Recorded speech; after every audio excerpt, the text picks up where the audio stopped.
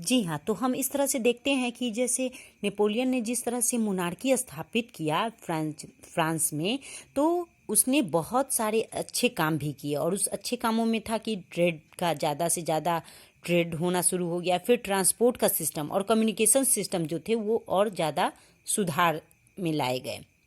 फिर businessmen and small scale producer of goods in particular began to realize that uniform laws, standardized weight and measures, and a common national currency would to facilitate the movement and exchange of goods and capital from one region to another। उसके बाद से शुरू हो गया कि businessman जो businessman होते थे और जो स्मॉल स्केल के जो प्रोड्यूसर होते थे, मतलब छोटे पैमाने के छोटे स्तर के जो प्रोड्यूसर होते थे, उन वो जो अपना जो माल उत्पादन करते थे उसको वो अब शुरू हो गया यूनिफॉर्म लॉज के तहत से उसको स्टैंडर्डाइज वेट करके उसका मेज़र करके एंड मतलब उसको एक सामान्य राष्ट्रीय करेंसी भी उसको मिली, मतलब उसको प्राप्त कराई गई। फिर साथ में उसको एक मतलब एक रीजन से दूसरे रीजन में, ठीक है, दूसरे रीजन में उसको मतलब पहुंचाने का ट्रेडिंग के द्वारा, मतलब व्यापार के द्वारा इसकी भी अधिकार दे दी गई थी।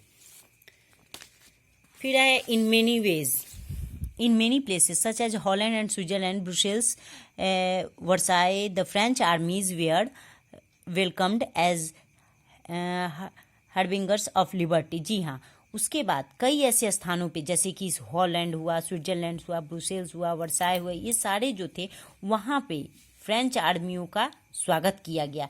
जो फ्रेंच आर्मी, उस समय फ्रेंच आर्मी जो थे वो फॉरेन लैंड में क्यों गए थे, तो नेशनलिज्म का आइडिया स्प्रेड करने गई थी। उस समय फ्रेंच आर्मी जो थी वो it become clear that the new administrative arrangements did not go hand in hand with political freedom. और ये तो एकदम क्लियर था कि जो नई प्रशासनिक व्यवस्था जो थी वो सभी मतलब उसमें राजनीतिक जो स्वतंत्रता प्राप्त थी वो लोगों के मतलब हर किसी के हाथों में नहीं थी राजनीतिक स्वतंत्रता कि हाँ वो कोई भी कर सकता है, नहीं, सिर्फ फ्रेंच आर्मीज़ को ही थी।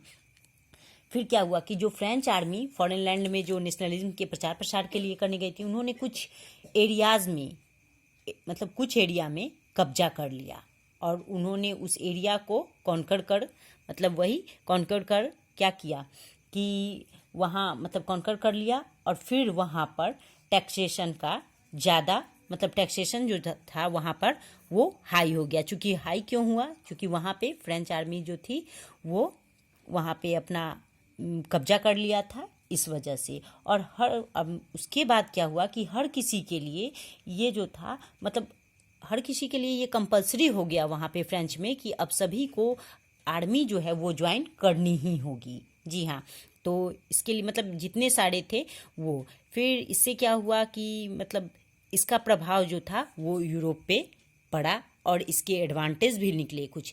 ये सारे जो मतलब प्रशासनिक चेंजेज हुए, बदलाव हुए, इसका कुछ एडवांटेज निकला तो कुछ डिसएडवांटेज भी निकला। तो इस तरह से हमने आज इस लेक्चर में बात करी फ्रेंच रिवॉल्यूशन और नेपोलियन के बारे में।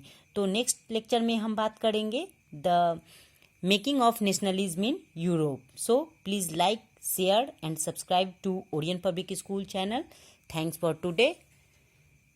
Thanks once again.